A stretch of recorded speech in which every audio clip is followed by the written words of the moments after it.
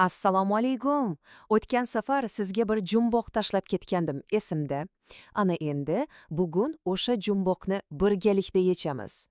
Xo'sh, nega 1 million dollar har doim ham 1 million bo'lavermaydi? Keling shu savolga chuqurroq shonglaymiz. Bilasizmi, bu savolning javobi bizni to'ppa-to'g'ri IFRS 15 ning eng qiziq, hatto kutilmagan qoidalariga olib boradi. Tayyor turing, chunki hozir ko'radigan narsalaringiz ehtimol siz kutgandan ancha boshqacha bo'lishi mumkin.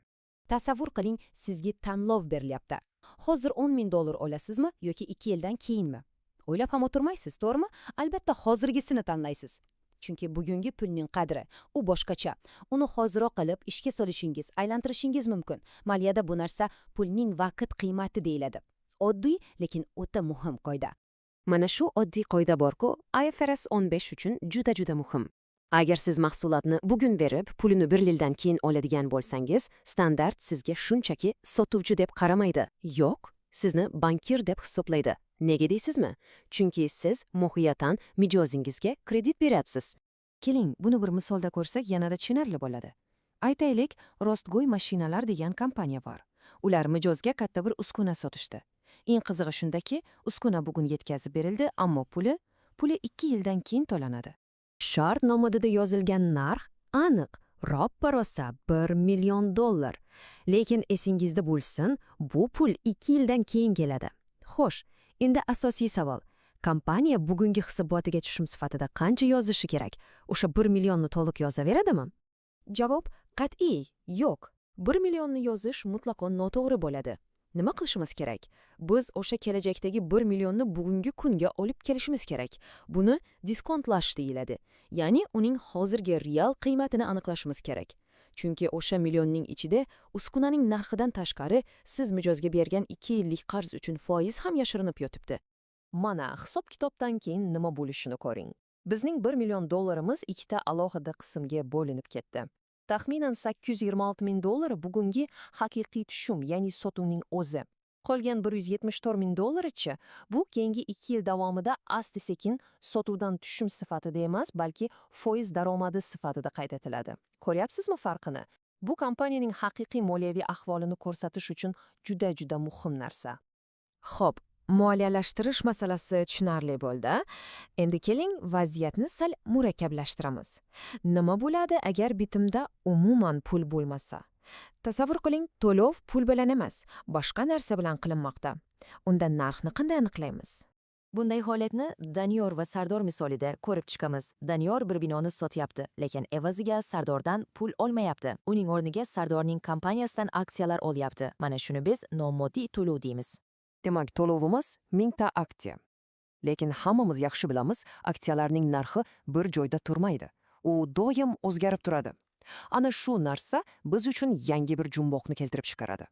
Vaziyat mana bunday. Shartnoma imzolangan kuni bitta aksiyaning narxi bozorda 4 dollar edi. Lekin yil oxiriga kelib narx 5 dollarga ko'tarildi. Xo'sh, Daniyor o'z tushumini hisoblayotganda qaysi narxni olish kerak? Shartnoma kunidagi 4 dollarnimi yoki yil oxiridagi 5 dollarnimi? Nima deb o'ylaysiz? Bu yerda IFRS 15 ning qoidasi juda aniq va qat'iy. Biz har doim shartnoma tuzilgan kundagi adolatli qiymatni olamiz. Tamom, vassalom. Demak, biz 4 dollarni olamiz, tushumimiz 4000 dollar bo'ladi. Xo'sh, keyin narx 5 dollarga oshganicha. Bu endi sotuvdan olingan daromad emas. Bu butunlay boshqa narsa. Bu investitsiya daromadi va u alohida hisobga olinadi. Endi esa keling eng g'alati, hatto mantiqqa zid tuyulishi mumkin bo'lgan holatga o'tamiz. Tasavvur qila olasizmi? Sotuvchi o'z mijoziga pul to'layapti. Qanday qilib? Nima uchun bunaqa bo'lishi mumkin? Keling, Oltin darvoza kompaniyasi misolini ko'ramiz. Ular yirik bir supermarketlar tarmog'i bilan 20 million dollarlik katta shartnoma tuzishdi. Hammasi zo'rdek ko'rinadi, lekin shartnomada bitta qiziq band bor. O'sha bandga ko'ra Oltin darvoza supermarketga 1 million dollar to'lab berish kerak.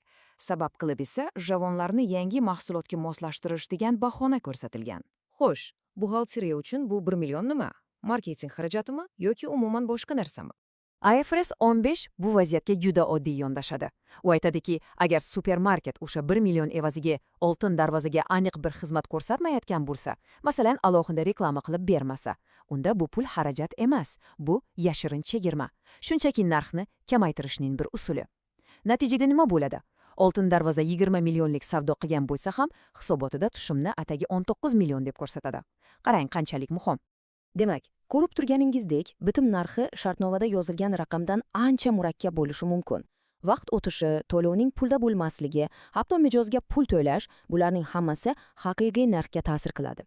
Xullas, biz bu jumboqlarni yechib, narxni aniqlashni o'rgandik. Lekin bu hali hammasi emas. Keling, bugungi o'rganganlarimizni qisqacha bir eslab o'tamiz.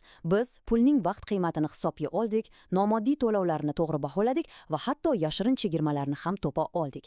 Tasavvur qilaylik, mana shu barcha hisob-kitoblardan keyin bizning bitimning yakuniy to'g'ri narxi $1000 bo'lib chiqdi. Narxni topdik. $1000. Ammo bu bilan ish bitdimi? Yo'q, albatta.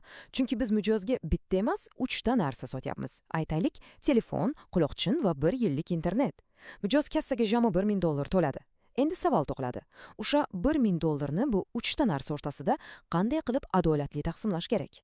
Bu yangi jumboqning javobi esa IFRS 15 ning 4-qadamida yashiringan. Narxni majburiyatlarga taqsimlash. Bu haqida esa albatta keyingi tahlilimizda batafsil gaplashamiz. Biz bilan qoling. Ko'rishguncha.